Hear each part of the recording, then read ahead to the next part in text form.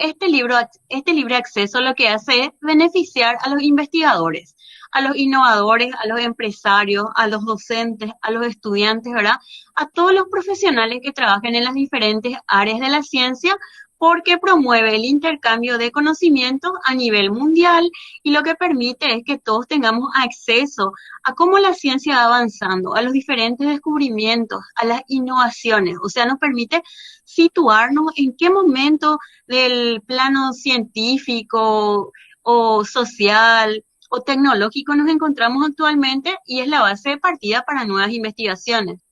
Entonces, el acceso abierto es un gran esfuerzo que se realiza a nivel mundial y está promovido por la UNESCO. Yo no quise profundizar mucho con respecto a esto porque es todo un mundo diferente.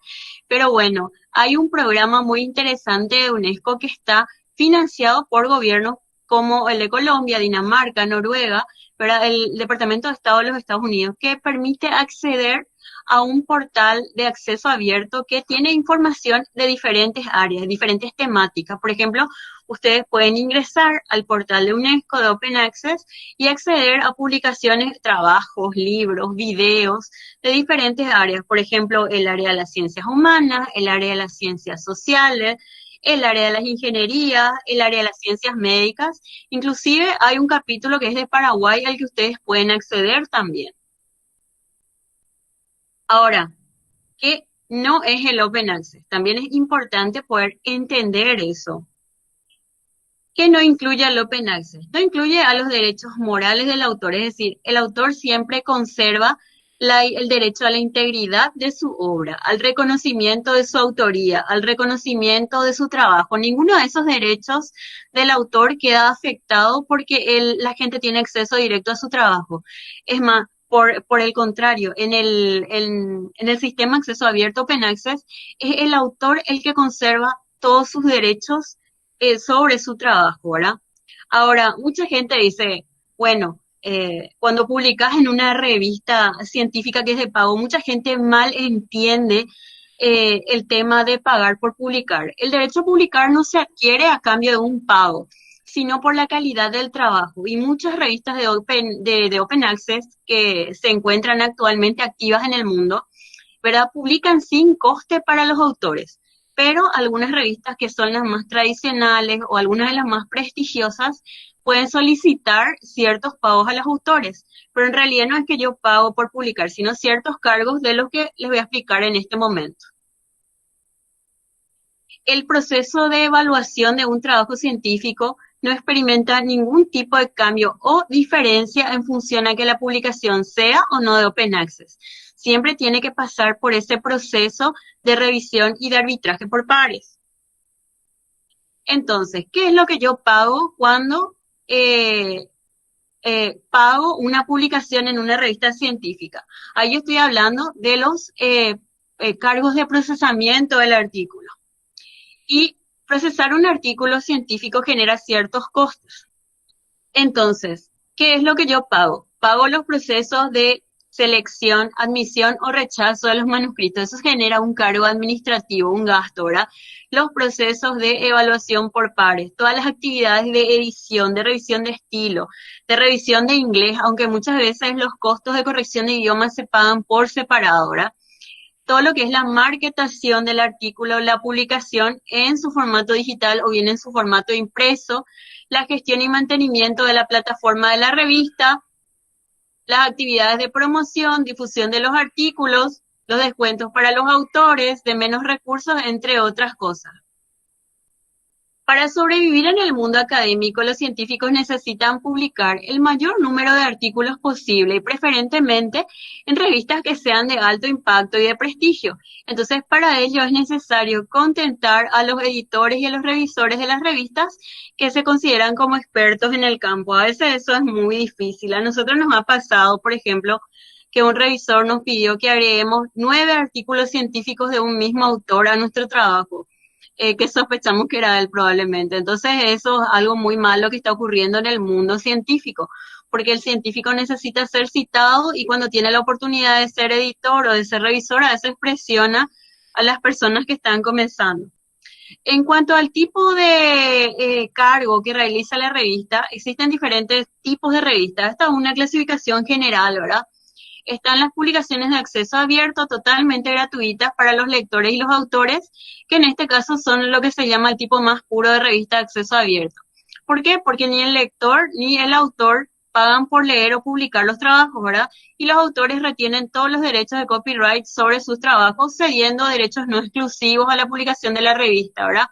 Generalmente estas revistas pertenecen a sociedades científicas o a ciertas universidades que tienen bastante poder económico, ¿verdad? Inclusive hay muchas sociedades científicas que cobran por la publicación de los artículos, pero tienen un descuento para sus asociados. Es difícil publicar en este tipo de revistas porque, bueno, como ustedes pueden ver, es gratuito publicar y es open access.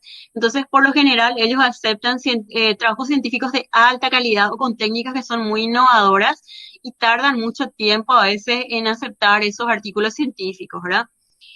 Luego están las revistas de acceso abierto de pago por publicación, que en este caso es el modelo en que el autor paga. En ellas, por ejemplo, los autores retienen los derechos de copyright, pero pagan porque pagan en ocasiones sumas elevadas para que ese artículo sea indexado en la plataforma de esa editorial o de esa revista y todos los costes que sería que los lectores puedan descargar o leer sus artículos, ¿verdad? A veces esos pagos son financiados por las instituciones en las que esos científicos trabajan o bien por proyectos de investigación o muchas veces por los científicos mismos, ¿verdad? Luego están las revistas de pago por suscripción con opción acceso abierto. Por ejemplo, ustedes pueden decir, yo siempre leo Toxins, ¿verdad? O sí, Food Control, por ejemplo, que siempre leo esa revista. Entonces, ¿yo qué voy a hacer? Voy a pagar una anualidad para poder leer esa revista, ¿verdad? Y en ellas, ¿qué es lo que hay ciertos artículos que son open access, en los cuales el autor paga por publicación, pero hay ciertos artículos que no son de acceso abierto. Entonces yo, como suscriptor a la revista, puedo acceder sin tener que pagar por cada artículo científico. Son los llamados modelos híbridos. Y luego están las revistas que están basadas en el modelo de suscripción que facilitan el acceso a su versión digital con o sin periodo de embargo. ¿Qué quiere decir eso? Que yo como suscriptor puedo acceder luego a un periodo de embargo que puede ser entre 6 meses y 2 años o bien sin ese periodo de embargo. Existen diferentes categorías de acceso abierto, ¿verdad? El más conocido yo creo que es el llamado Gold Open Access, que en ese caso, bueno, yo lo que hago es entregar mi publicación, que puede ser un capítulo, un libro, un artículo o una revista, y en este caso, para subsidiar el costo de publicación, que implica todo lo que es la evaluación por pares, marketación, ajustes, etcétera, el cargo está a cargo del grupo de investigación, ¿verdad? En este caso, bueno, el beneficio es que eso tiene acceso abierto para las personas que escribieron y para todos los lectores y que son potenciales personas que me pueden citar. El tema es que ese costo suele ser a veces muy elevado. Por poner un ejemplo, un Plus One puede costar entre 3.000 y 4.000 dólares. Un Food Control cuesta 4.500 dólares, o sea, es un costo muy elevado para las personas que publican el artículo. Y si transformamos eso a guaraníes, bueno, 4.000 dólares en Paraguay son más o menos 25 millones de guaraníes. Es mucho dinero para nosotros, ¿verdad? Entonces aquí le puse un ejemplo, en este caso es un trabajo nuestro. Nosotros pagamos 1.800 dólares para que el acceso sea abierto a los lectores y se pueda descargar nuestro artículo. Es en una revista internacional de la editorial MDPI, ¿verdad? Entonces es un sacrificio realmente para los grupos de investigación porque muchas veces no contemplamos esos costos o para nosotros es difícil. En el sector público, como se dice, no tenés el objeto de gasto para poder hacer ese pago, esa transferencia. Tenemos que encontrar los mecanismos por medio de los cuales la universidad pueda realizar esos pagos, porque muchas veces no es que no quiere, es que no puede por todo nuestro sistema de gestión pública. Y bueno, acá, en este caso, bueno, les muestro el certificado de publicación de la revista.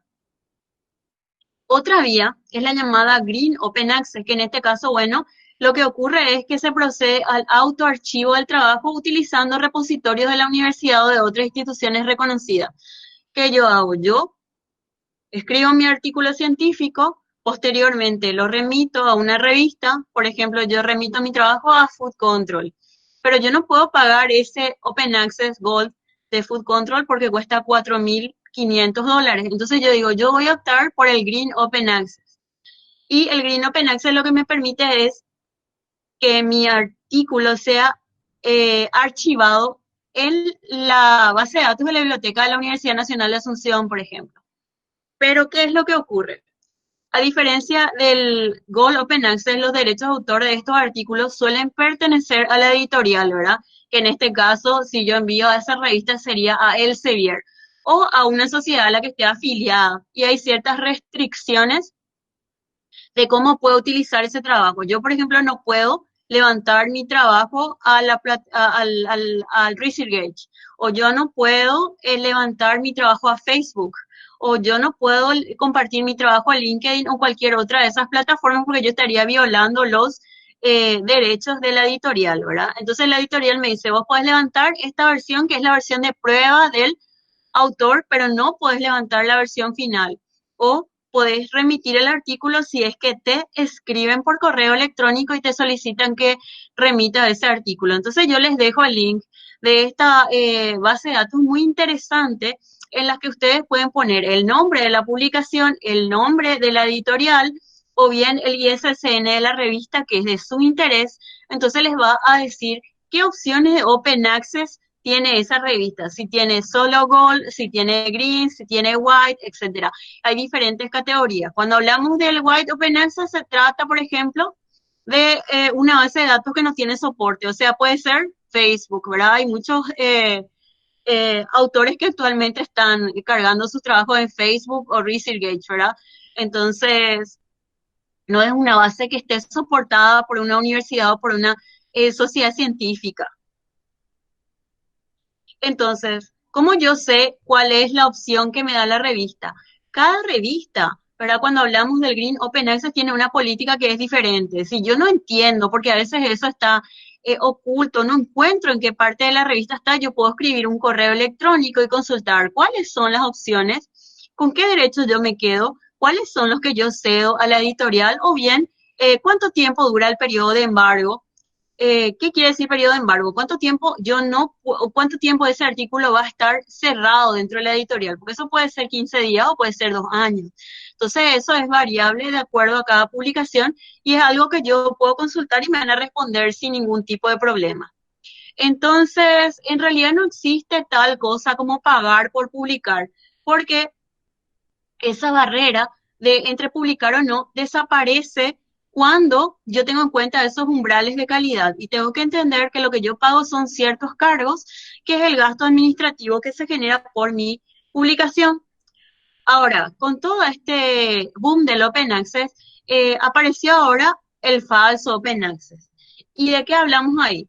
Yo creo que todos nosotros hemos recibido alguna vez uno de estos correos electrónicos donde especialmente después de participar en algún evento científico o de tener una publicación nueva, ¿verdad? Me escriben de alguna revista X y me dicen que mi trabajo es muy relevante a nivel mundial y que yo por favor que publiquen su revista a cambio de un mínimo pago. Entonces, tenemos que tener mucho cuidado. No solamente ahora hay este tipo de correos para revistas y publicaciones de libros, sino también inclusive para congresos. Entonces, ahí yo hablo de las llamadas revistas predadoras o depredadoras, que en este caso lo único que hacen es, a cambio de un pago, buscar la publicación de un trabajo científico sin tener en cuenta los criterios de calidad. Entonces, lo único que hacen es estafar a los autores porque esos trabajos no pasan por un proceso de eh, arbitraje que pueda avalar la calidad de mi trabajo y tienen ciertas características como acceso abierto, libre, bajo umbral de aceptación de artículos, no tienen revisión por pares, se paga por publicar, ese pago es variable entre 50 y $1.000, pero por lo general son 200 o 300. contactan directamente con los autores, generalmente con autores jóvenes que están comenzando. Cuando uno ingresa a su página web tiene una gran cantidad de anuncios, tienen otros costos ocultos, tiene una amplia gama de temas, desde astronáutica hasta medicina del cerebro, ¿verdad? El comité editorial está oculto o cuando uno lo revisa es siempre el mismo comité editorial para todos los temas. ¿Verdad? El correo electrónico de contacto pertenece a los dominios Yahoo, Gmail, etcétera, ¿verdad?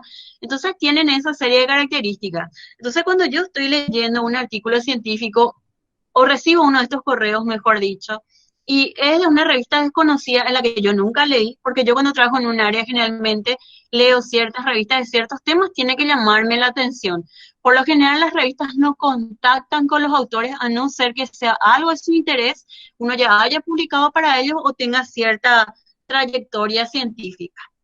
Entonces, hoy nos pasó algo muy lindo por el Día del Maestro, yo creo que recibimos un regalo y todo trabajo, por más sencillo que sea, puede llegar a ser interesante y tenemos que ver la ventaja que tenemos en el Paraguay, es que no hay nada y todo lo que nosotros estamos publicando se lee y es del interés de la comunidad científica. Paraguay está empezando a aparecer, entonces hoy recibimos un certificado de que nuestro trabajo uno de nuestros trabajos fue de los más descargados y leídos. Eh, Del 2018-2019 estamos comenzando a ser citados y esa es una gran satisfacción para nosotros. Entonces, yo les estimulo a que publiquen sus trabajos científicos, que no tengan miedo de enviar a buenas revistas.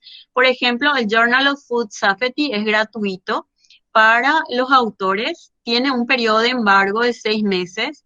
En el caso del Open Access, ¿verdad? Nosotros digamos que nuestro trabajo esté con ese periodo de embargo, pero igual como ustedes pueden ver, cuando la persona tiene interés en un tema, te quiere leer, te escribe, accede a la revista. Muchas universidades tienen acceso a este tipo de revistas que les permiten descargar los trabajos y poder leernos y citarnos.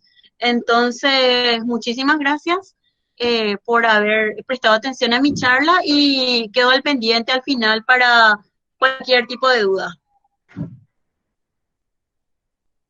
Muchísimas gracias, doctora Andrea, por tu excelente presentación y te vamos a esperar entonces al final de las presentaciones para que puedas responder las consultas.